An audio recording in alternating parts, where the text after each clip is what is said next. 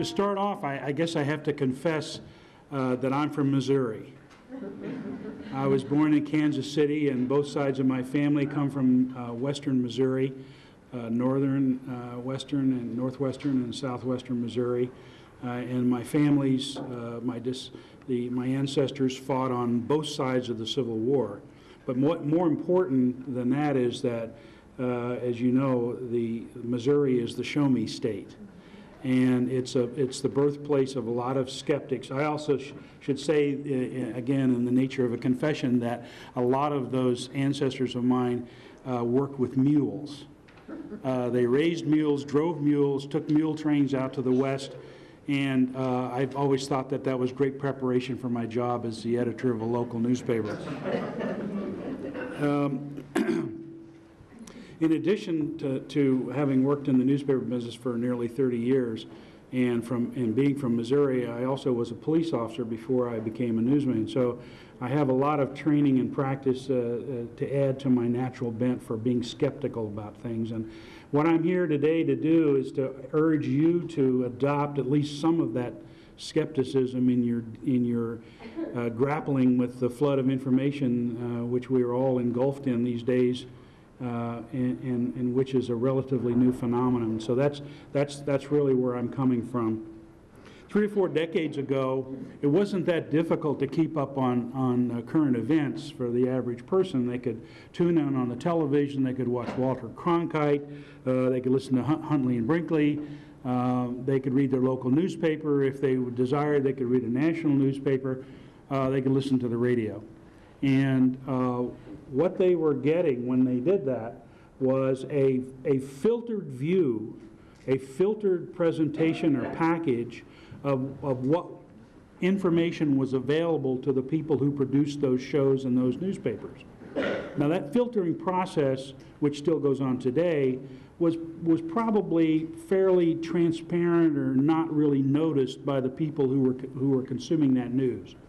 But what was happening in the background was that there was a whole core of people who had come up through the ranks and who had gotten to the position where their job consisted of looking at that massive information and deciding for their readers or their viewers what was pertinent and what was worth presenting to them.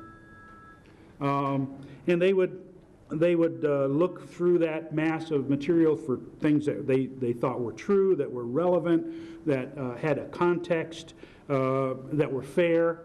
And even though that mass of information was relatively small by today's standards, nonetheless, it was filtered down further to present people with that package.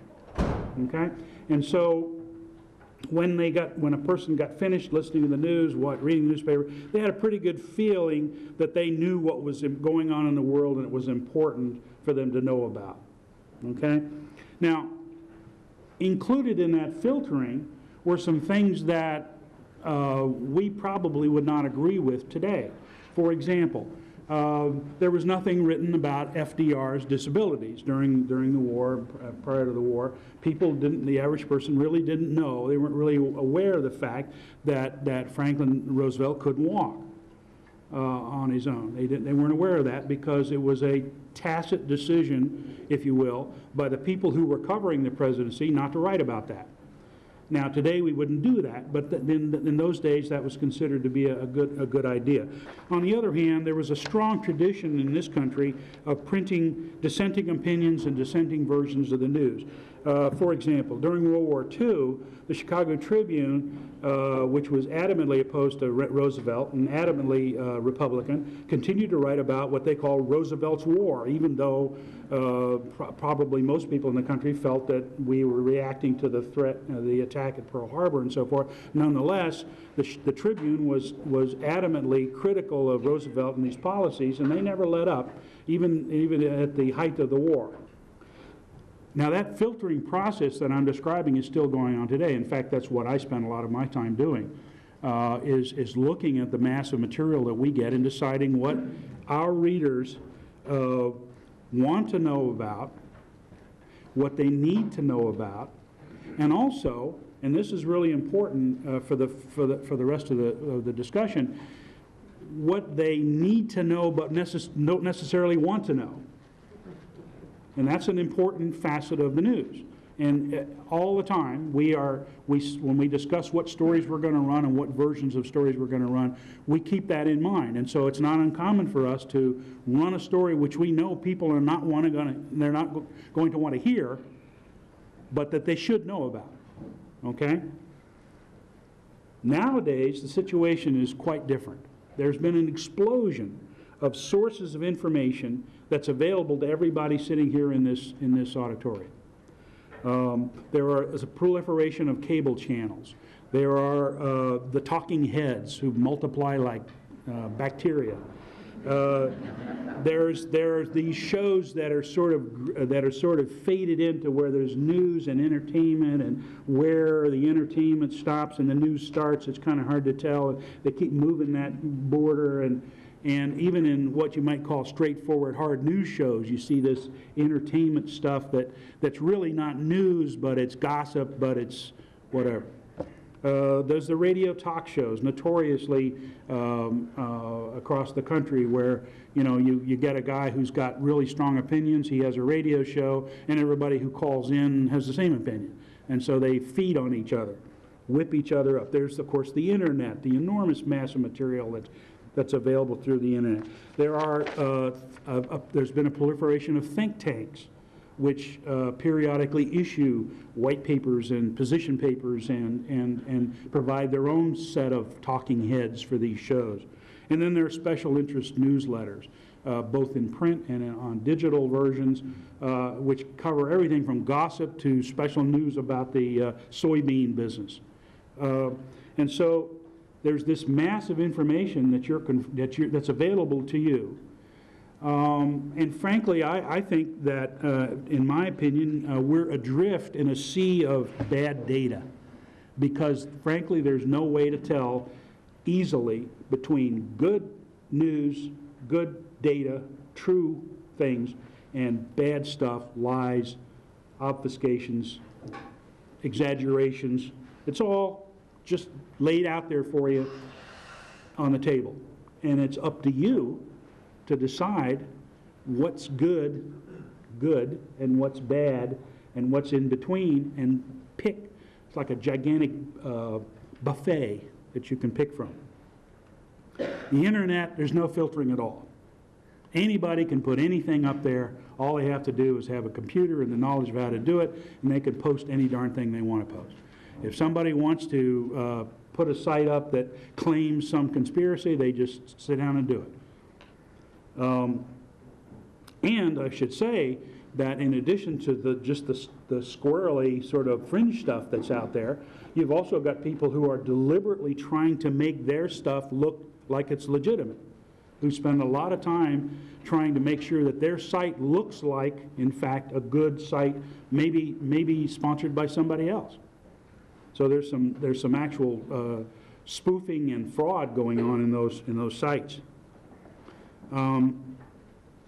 In addition to which, because these sources of information have proliferated the way they have, you increasingly get things that are aimed at a narrow segment of the population. And the people who are doing the filtering for those sources are, rather than filtering the way we do and trying to say, well, what do our readers need to know and what do they want to know and so forth, what they're doing is they're systematically cherry-picking things that agree with their point of view, and they're just putting that stuff up.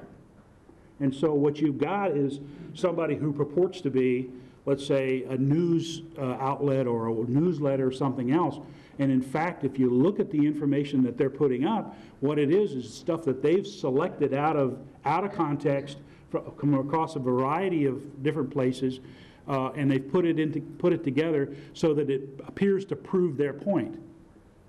Okay,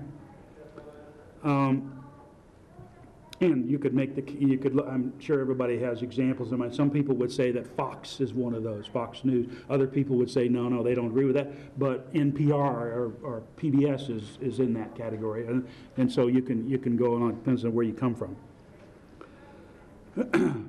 In addition, there's another trend that's going on that's very disturbing to me with my background in the newspaper business, is an increasing tendency on the part of people who provide both broadcast news and print news to decide these basic filtering questions that I've been talking about through the use of focus groups, marketing surveys, and other things.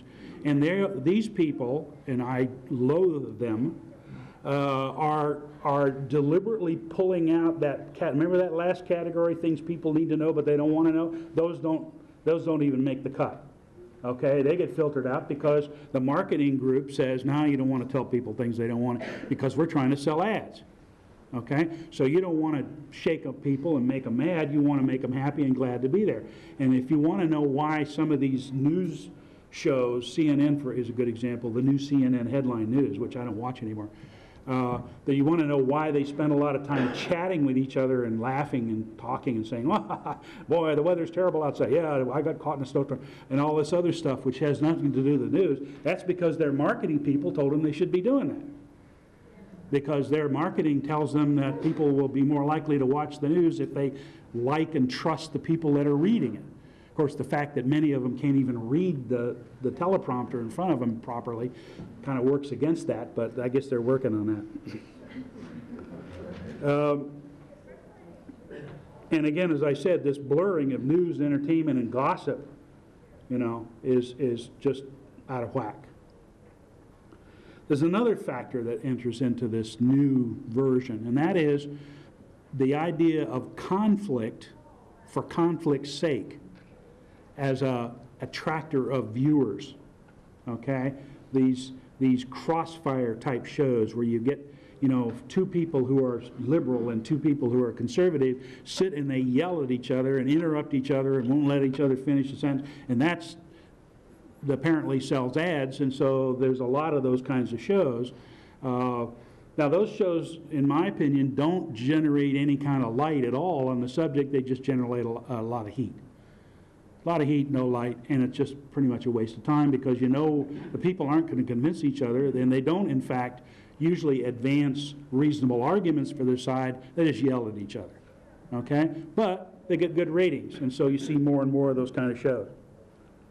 Now, I should add here that one of the things that I've always done in editorial pages that I've done in newspapers is the idea of an op-ed bookend, and that's what I call it. But basically what you get a couple of pieces written by people who have opposing positions on something. Let's say you've got a person who articulates, in my opinion, very well the argument for the war in Iraq and somebody who articulates very well against it, and you run those two side by side, and you figure that most of your readers are going to come out somewhere between the two. They're going to read, if in the perfect world, they would read both of those pieces, and then they would say, well, I agree with these, but I don't agree with this, and this would, and so those bookend approach is not like the conflict shows I just described, okay? And to me, it's a legitimate way for you to do an op-ed piece or an editorial page pieces. Just remember, anytime you open up that browser, anytime you look up Yahoo or Google and start looking for things, remember, there is no test. There is no test of the information you are seeing. None. There is nobody looking at that. And so there is no guarantee that anything that you get in a Google search or a Yahoo search or whatever has any relationship to the truth whatsoever. You cannot assume that. In this enormous pile of dross, there is gold. But you are the panners. You got to pan for it, folks. You got to work for it. And so if you go away from this talk with nothing else, go away with the idea that it's on your shoulders now. You can't rely on Walter C. Walter's busy sailing off Nantucket, fulminating about the windmills, and he's not doing it anymore. And so it's up to you to do that sorting and verifying yourself. Now, why is this a problem? Well, there's some good things, very good things about this explosion of information that's available to you. Okay? For one thing, Walter might have been biased when he did that filtering. He and his friends in there might have been, you know, after all, they were middle-aged white guys, right? They were middle class. They were members of the establishment. They made pretty good money. And so their biases, their built-in biases, did in fact, we know, lead them to downplay certain stories and upplay other stories that we wouldn't do today. Okay? Built-in biases, and I'm not even talking about intentional ones. Certainly, when Paley was forming his broadcast company and these other people, they were interested in making money. And if they could figure out some way to make money, by God, they would. And so there was influence from that side as well. Let me give you an example of this kind of thing that went on, a very interesting one to me. Back during the Vietnam War, two major magazines in the United States were Time and Newsweek. And interestingly enough, from a journalist's point of view, they went about their coverage of the war totally differently. Totally differently. Time was set up on the strong editor system. And the way they worked was they had correspondents who were out, reporters who were out in Vietnam and around the world, and they wrote dispatches which went back to the main office of Time, and then the editors read those dispatches, and the editors wrote the stories that appeared in the magazine. And what they did is they took information from Vietnam, information from the Pentagon, information from the political reporters in Washington, and they put this all together in their weekly summary of what was going on in the war. Okay? The Newsweek people worked differently. What they did is they had reporters writing stories about the war, and they sent those stories back and they ran them. The editors maybe trimmed them or cleaned them up, but they didn't change them in any great measure. And so if you were an intelligent reader of those two magazines during the war, you probably would have been somewhat puzzled, because if you read Time's coverage, it was very consistent. The coverage was pretty much from week to week said, well, this is working and this is not working, and there was a reverse here, but the government in Saigon is doing this. And so you could kind of follow along, and it pretty much did this, okay? Newsweek, on the other hand, did this. Okay? One issue would say it's a total mess, a total disaster, everything. The next, oh yeah, this is really working well. I was out with these guys, and they were providing services to these villages, and it really went well. And then the next week, it's a total mess, and so there was no consistency week to week, and it was just based on what the reporter happened, where they were, and what they saw. Okay? And it was up to you to synthesize the overall picture by reading subsequent issues. Well, it's a totally different way to do things, okay? As it turned out, in the last analysis, the people at Time, the editors at Time, never realized for many, many, many months or years that they were being systematically lied to by sources, for example, in the Pentagon. That there was a deliberate decision on the part of some people in the Pentagon and in some parts of the CIA to pass on information, numbers, and so forth, which weren't true. Okay? And so the Time editors, who had no reason to believe that, no reason to suspect that, were in fact, in some of their early, particularly in the early coverage of the war, were really quite wrong, or middle part of the war, were really quite wrong. And it took them a while to realize that this doesn't jibe with this.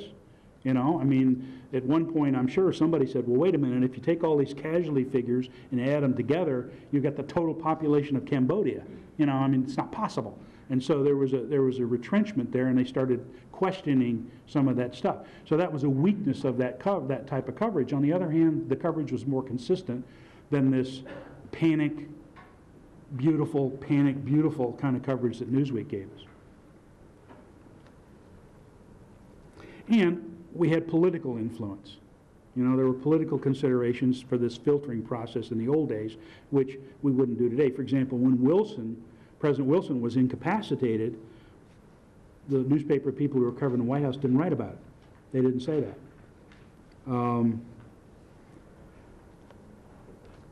One of the really good aspects of this explosion of information that we see more and more, in which a lot of people are taking advantage of, is that you often will see at the bottom of a story in a newspaper, for example, a couple of links, so that you can read a story about a president's press conference, and if you go to the link, you can see the actual text of the entire press conference.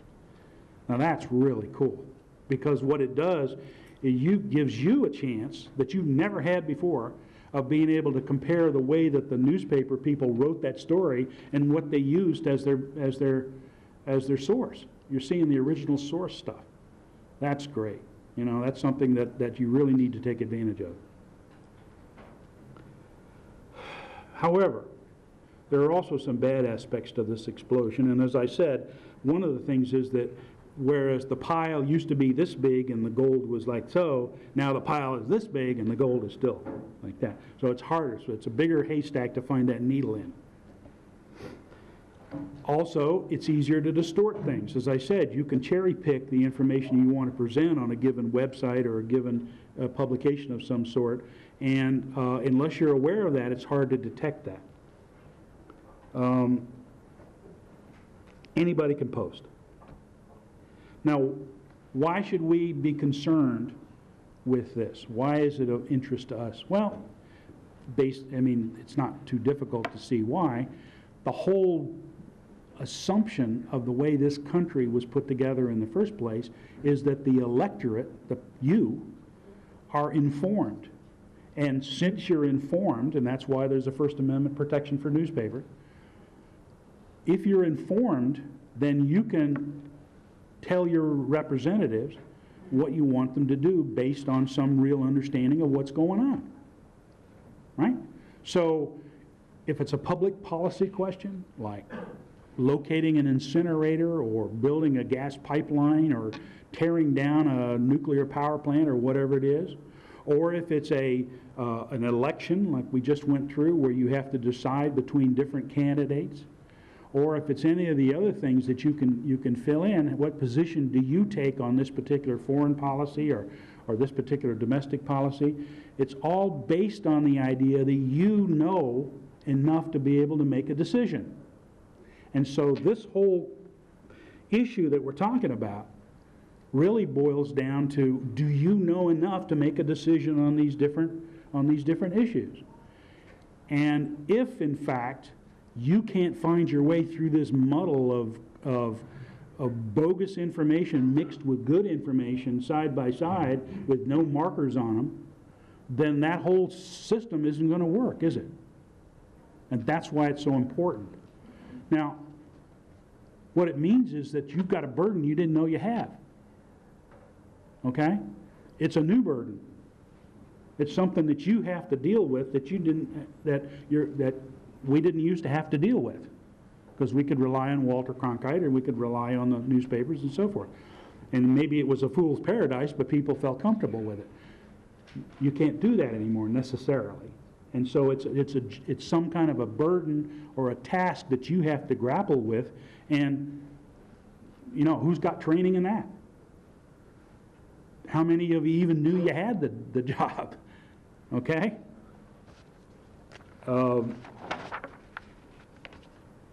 So how do you do that? Well, most of the things that I'm going to suggest to you are pretty much common sense, but nonetheless they need to be talked about. How many of you remember when you were in high school and you used to go into the English class or the history class and you'd get this dreaded phrase? I mean, I used to hate it. Compare and contrast. Oh man, my heart would sink when I would, you know, I was like, oh no, I gotta scribble out my, and I hate to write by hand. Oh man, I'm telling you, the computers saved my life, but the writing by hand was just, I hated that. Compare and contrast. Well, that's kind of what you have to do, I'm sorry to say. You have to compare and contrast, okay? Now, let's say that you decide, for your own particular purposes, that there's a couple of avenues, a couple of ways that you get news that you're comfortable with. It might be listening to NPR in the morning, watching McNeil Lehrer, or it might be watching Fox during the day, or it might be watching CNN and catching somebody commentary, you know, whatever it is that makes sense to you. What I would submit is that what you need to do at periodic intervals is deliberately go to some other source and look at it. One of the things that I like to do when I'm trying to do that for my own purposes, and of course you have to understand that I spend most of my waking hours doing this, so it's a little odd compared to you, but one of the sources that I like to listen to is the BBC. I like to listen to the BBC because I like to hear what their version of our domestic politics sounds like. And often I'll listen to it and I'll go, yeah, that makes more sense than our version, because they're looking at it from a distance. And so that's one possibility. Somebody in the other side of the political spectrum. Listen to what they have to say and listen to see if it makes any sense to you.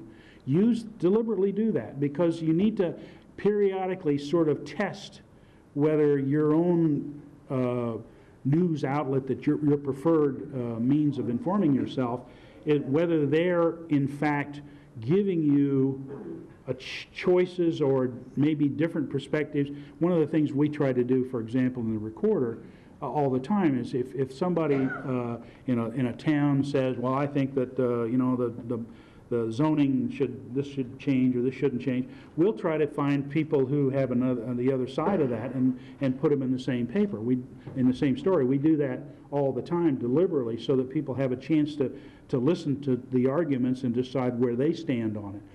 If you don't hear that happening in your own particular source of news, that's a bad sign. If you agree with the viewpoint that's presented to you 100%, I would submit that's bad. If you hear nothing but stuff that you agree with, that's not probably good. Okay? It means probably that whoever's doing the filtering for that source is throwing away stuff that they don't agree with. Nobody has an exclusive right to presenting the truth, okay? Common sense.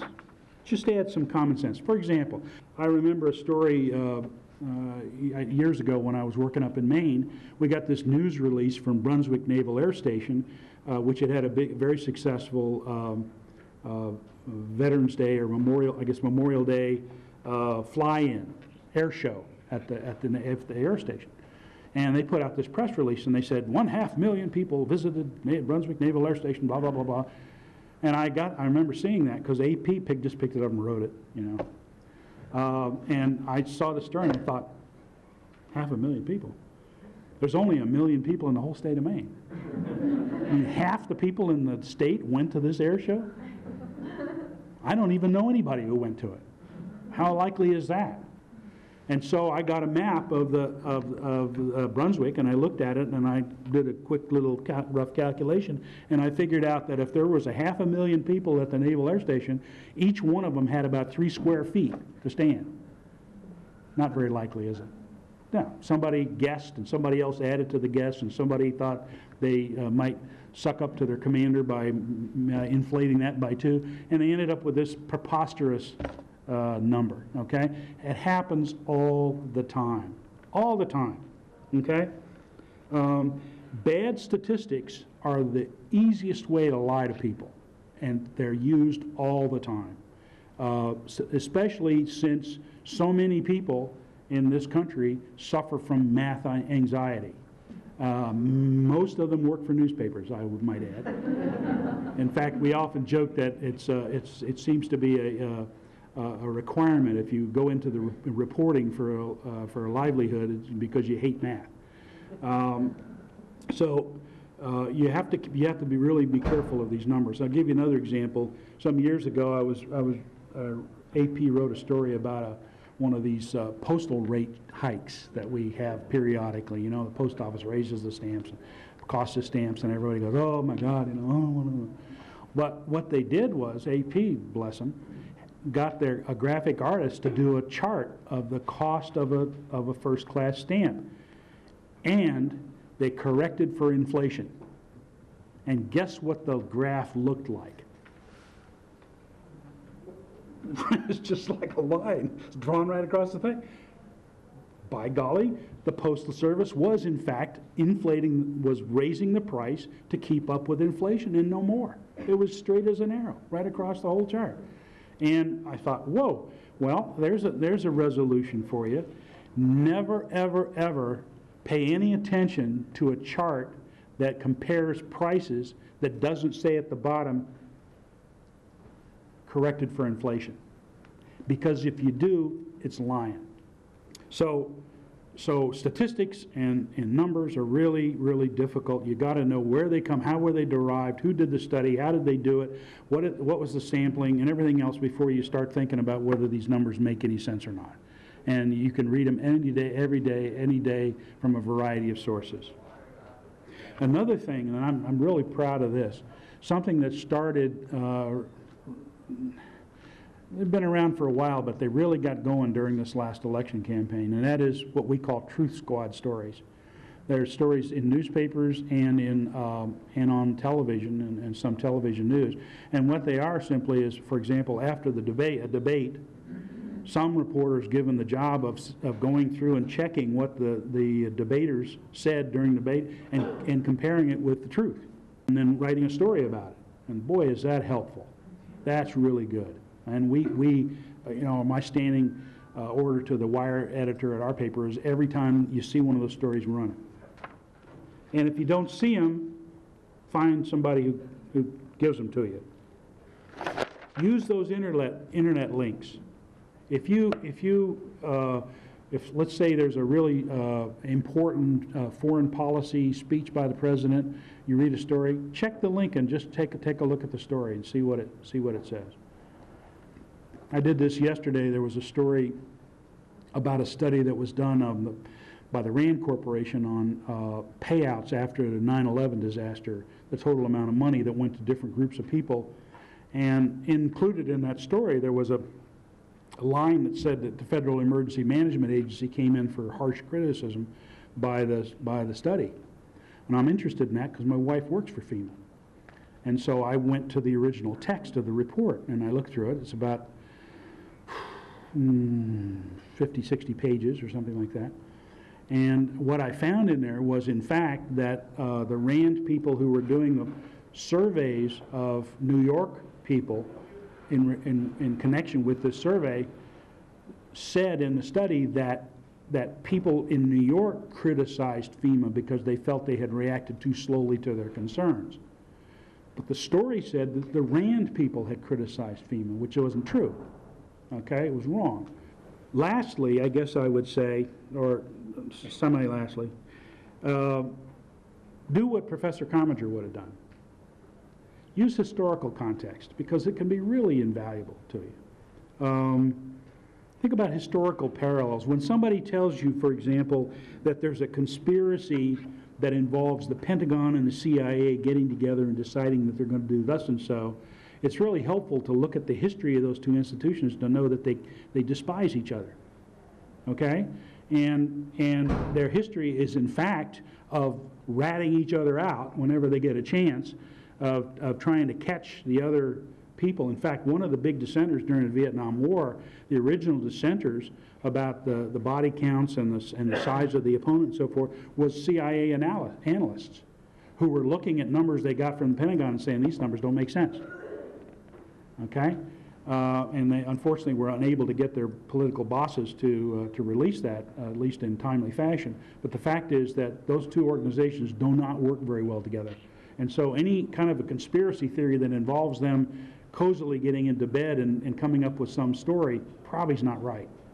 I was telling Alan earlier, any kind of conspiracy theory that involves, let's say, the New York Times and the Washington Post agreeing that they're going to befuddle the American people, forget it.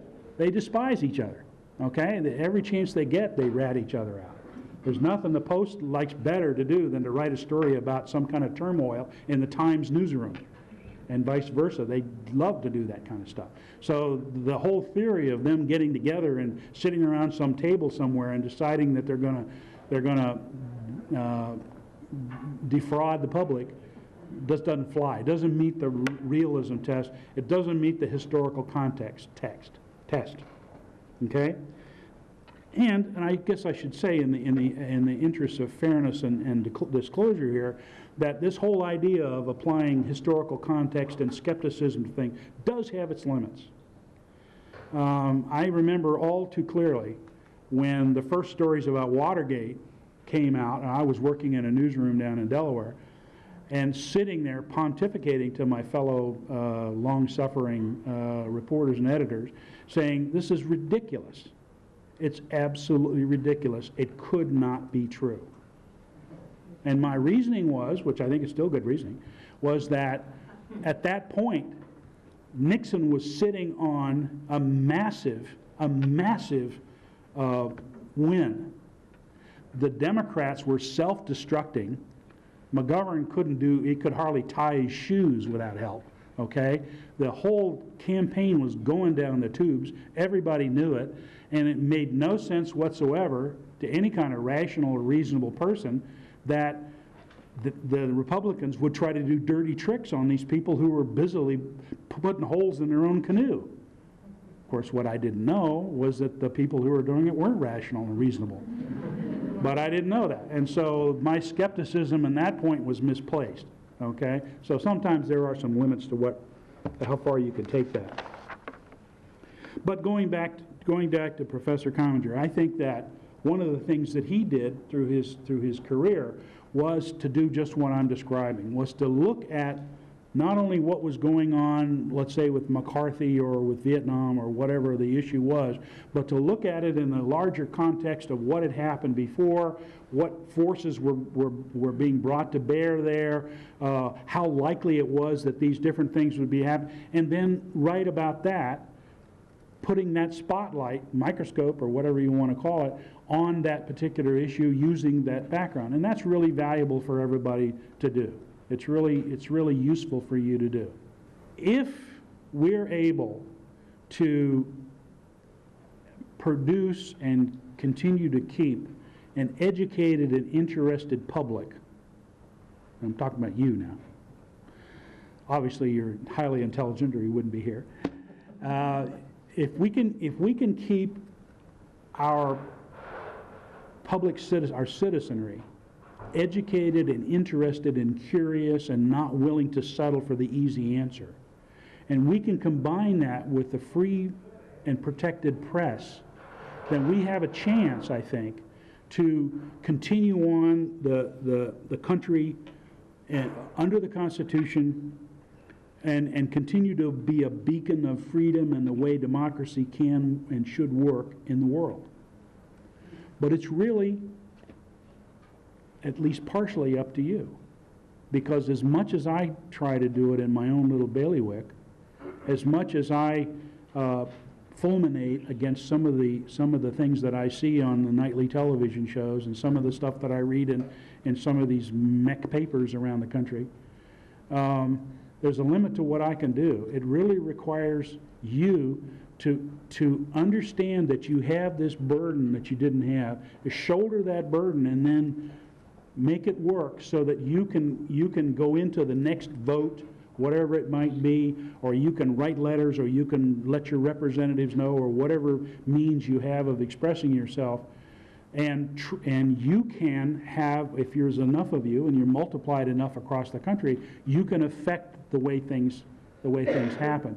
But there's no doubt that you've got a job that you were given without anybody asking you, okay? And if you do a good job of that, and if I do a good job of doing what I'm doing, and my compatriots do as well, then we have a chance of being able to make reasoned decisions about things. Thank you.